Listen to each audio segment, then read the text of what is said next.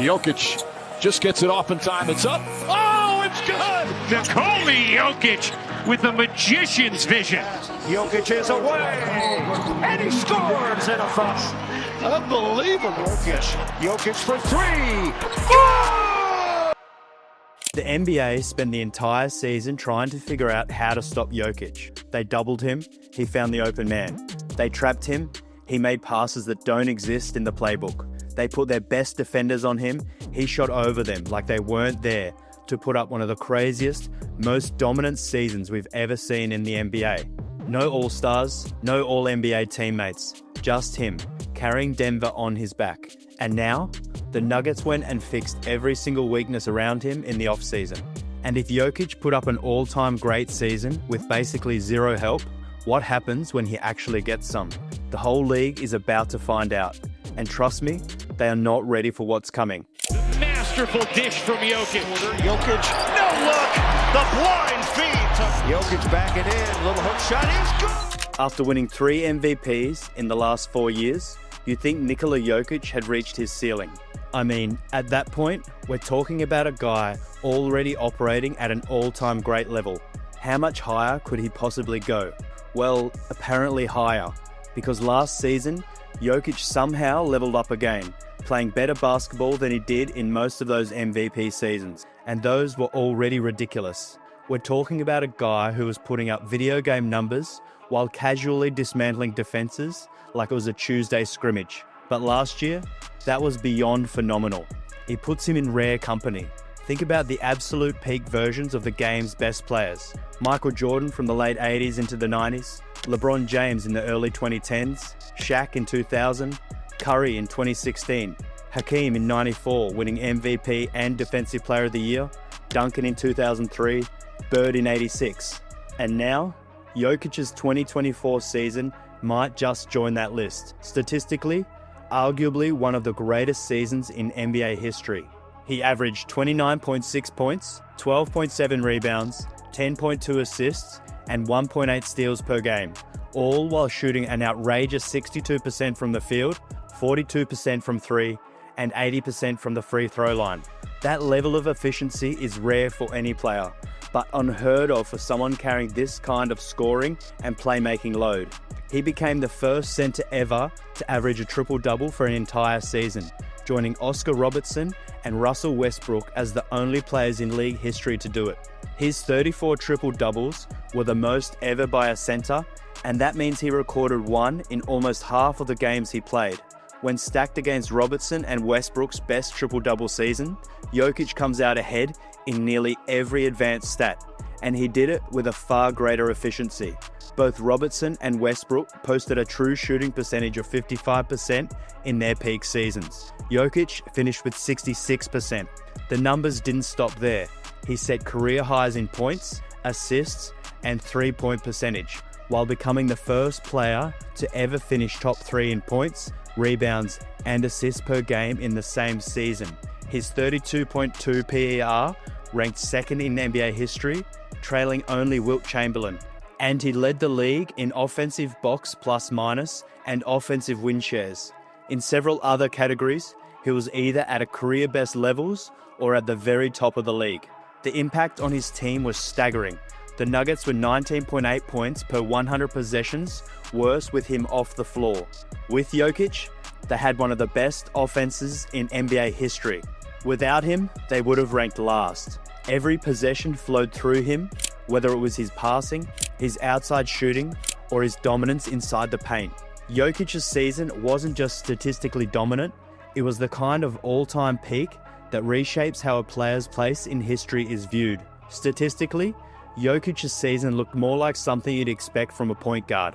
The difference is he's a center, and not just any center, the first in NBA history to average a triple-double over an entire season. He's also the first to ever hit double digits in assists per game. But the numbers only tell part of the story. Jokic is one of those rare players whose greatness lives in the spaces between the stats. The no-look dimes, the half-court buzzer beaters, the ridiculous touch shots in traffic. You don't need a spreadsheet to see that he's mastered the game. Every time he's on the court, it's obvious he's playing at a level no one else can match. And at this point, there's no debate. Jokic is the best player in the world. Gets ahead to Westbrook, and Westbrook puts it away. Right around Isaac. Bye-bye, baby. And the Denver Nuggets are #1 in the league in fast break for a reason. The craziest part about Jokic's dominance is that he's done it all without the kind of elite help most all-time greats have had. No all-star teammate, no all-defensive teammate, no all-NBA teammate, no Rookie of the Year teammate, not even a teammate leading the league in any major statistical category. In fact, over his 10-year career, Jokic has never had a teammate check any of those boxes.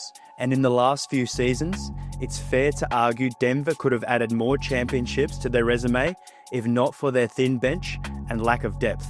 That's why, going into this offseason, there was one clear priority: maximize the Jokic years, take a big swing, build a roster that can not only keep pace in the regular season, but hold up under the weight of a deep playoff run. And that's exactly what Denver did.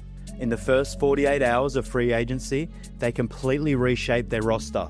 They traded for Cam Johnson and Jonas Valanciunas in separate deals, then brought back fan favourite Bruce Brown and added Tim Hardaway Jr. in free agency. Speaking of which, the major centerpiece of Denver's offseason was the Cam Johnson trade, a move that on paper looks like a straight shooter-for-shooter swap, but in reality could redefine how Denver's offense operates. Now, Porter was a beloved player in Denver, a key piece of the 2023 championship team, one of the most dangerous shooters in the league. But Porter never developed as a passer or creator. He was a scorer and a rebounder, and that's where the skill set ended. Cam Johnson, on the other hand, brings a similar shooting threat of 39% from deep on essentially the same volume as MPJ, but plays with a completely different rhythm. He moves more, he looks to pass more, he's more comfortable making the extra read to keep the offense flowing, and while he may not rebound like MPJ, he brings better defense, more versatility, and a higher basketball IQ. Johnson had a solid year in Brooklyn, averaging 18.8 points and 4.3 rebounds, but what really stood out was his growth as a playmaker. He's not going to be a primary creator in Denver, but he doesn't need to be. With Jokic as the offensive hub, all Johnson has to do is space the floor, make smart cuts, hit open shots, and keep the ball moving. All things he does at a higher level than Porter. Plus, the trade freed up $17 million in cap space, giving Denver more flexibility in reshaping how this team can operate around its best player. But soon after landing Cam Johnson, Denver's front office struck again, sending Dario Saric to the Kings in exchange for Jonas Valanciunas. It was another smart move, turning a bad contract into a rock-solid backup center. Valanciunas might be past his prime, but compared to recent bench options like DeAndre Jordan or Saric, he's a massive upgrade. The 13-year veteran remains a rebounding machine with a soft touch around the rim and the ability to knock down an open jumper. In Denver, his role will be smaller, probably 10 to 15 minutes a night, but perfectly suited to his skill set, giving the Nuggets a legitimate frontcourt anchor when Nikola Jokic rests. And while the Nuggets lost Michael Porter Jr., a key part of their title run, they brought back another familiar face from their 2023 title run, Bruce Brown. In that championship season, Brown was the ultimate Swiss Army knife, often closing games in a super six-man role. He can defend every position, handle the ball, slash, rebound, hit open threes, and most importantly, fill in whatever gap the team needs. But the front office didn't stop there. They addressed another glaring weakness from last season when they ranked dead last in three-point attempts per game by signing sharpshooter Tim Hardaway Jr. A career 36% shooter from deep, Hardaway has been a high-volume gunner his entire career and will now step into an offense where open looks will be plentiful. He's a true threat from well beyond the arc and doesn't need much space to get his shot off, making him the perfect floor spacer to play alongside Jokic. All in all, they've added shooting, defense, playmaking, and size, all while keeping the best player in the league squarely in his prime. And with a roster like that in a stacked Western Conference, there's no reason this team can't cruise past 55-plus wins. Cam Johnson, 6 of 7. And Valanciunas, oh wow. Long three for Hardaway Jr. And it's through. With that being said, while Denver didn't add a certified all-star to pair with Nikola Jokic, the pieces they brought in could make him even more unstoppable. Jokic directly generated 39.6% of Denver's total points last season, scoring 2,071 and assisting on another 1,850. It's a testament to his dominance, but also a sign of over-reliance. He played nearly 37 minutes per game, far too heavy of a workload over an 82-game season. Relying on one player that much isn't sustainable for a team chasing multiple titles. Not when opponents can key in on him without fearing the rest of the roster. This year, things should be different.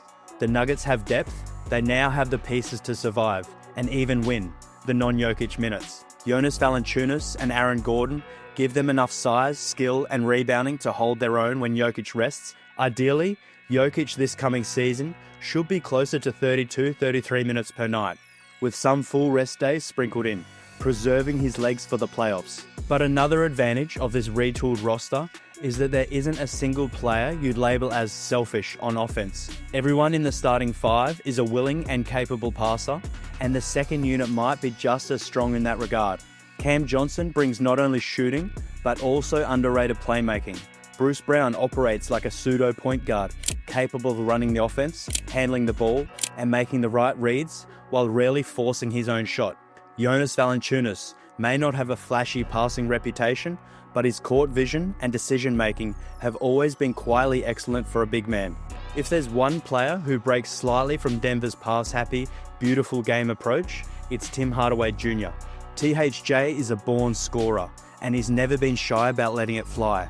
But that's not a flaw here, it's a feature. Every team needs a scorer who can swing a game when the offense stalls. Some nights Hardaway will have fans shaking their heads, other nights he'll bury 7 threes and blow the game wide open. In the end, the Nuggets now have a deep, balanced rotation where almost every player moves the ball, plays the right way, and makes the most of every possession. The result? This season's version of Denver could be the most entertaining and most dangerous yet. Bring all of this together, and what you get is a Jokic who's more unstoppable than ever. When the floor is spaced, with lethal shooters like Cam Johnson, Tim Hardaway Jr., and Aaron Gordon coming off his best shooting season yet, defenses can't just collapse on Jokic anymore. They can't send double or triple team without risking giving up wide open threes from multiple angles. This kind of spacing stretches defenses thin and opens up the court like never before. Jokic's passing vision is already legendary, but now those passing lanes are even wider and cleaner. He's not forced to thread the needle through tight traffic. He can hit his shooters in rhythm, turning every possession into a potential highlight play. Plus, with more shooters who can consistently knock down threes above 35%, defenses have to respect the perimeter. That means Jokic gets more room to operate, more space to back down defenders, more lanes to drive, and more opportunities to create plays off the dribble. Jokic and one. Jokic is on the move. Jokic, the putback and the foul. Jokic, that is too easy. Of course, it's not always about offense. The Nuggets' new signings bring serious defensive upgrades and depth that makes this team tougher all around. Bruce Brown is an elite, switchable defender with playoff experience, ready to take on the league's best wings. Cam Johnson, while having defensive ups and downs in the past, is expected to thrive in Denver's system. With less offensive pressure, Johnson can focus on being an above-average wing defender. This improved perimeter defense gives Denver a stronger starting lineup that can lock down opposing shooters and switch effectively. It also allows Nikola Jokic to focus more on rim protection rather than scrambling to cover defensive gaps. Denver's defensive scheme leverages Jokic's quick hands and elite rebounding, minimizing his weaknesses by having him step out on ball handlers while others protect the paint. The new roster adds valuable lineup flexibility, balancing offense and defense seamlessly. The Nuggets didn't just make Jokic more efficient, they made the whole machine harder to break. This depth and defensive upgrade could be the difference between a strong irregular season and a true championship contender. All in all, the Nuggets front office has constructed a complete and capable roster around the most unguardable player in the world. Nikola Jokic, who just turned 30, isn't slowing down. He's playing at a historic peak. Last season, he averaged a triple-double with nearly 30 points, 13 rebounds, and 10 assists, while shooting 62% from the field and an impressive 41% from three. Jokic is simply on another level. There's no spot on the court where he can't dismantle defenses. Near the rim, he's unstoppable, using his size, strength, and silky footwork to overpower opponents who have no answer for his unique skill set. And beyond the arc, he shot over 40% last season, making him a threat from everywhere on the floor. Traditionally, teams try two things against dominant big men: push them away from the rim or collapse multiple defenders on them. But with Jokic, both strategies fail.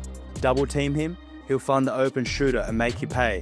Guard him one-on-one, he'll back you down, shoot over you, or thread impossible passes. Foul him, he's an elite 83% free throw shooter. The truth is, you can't game plan him out. You can only hope he has an off night, and those nights simply don't exist anymore. At 30, Nikola Jokic is in his prime of his career.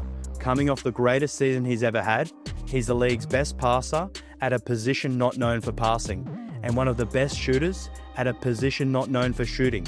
He combines all that with elite scoring, rebounding, and offensive power that few have ever matched. The Nuggets now have their best supporting cast since their 2023 title run, maybe even better.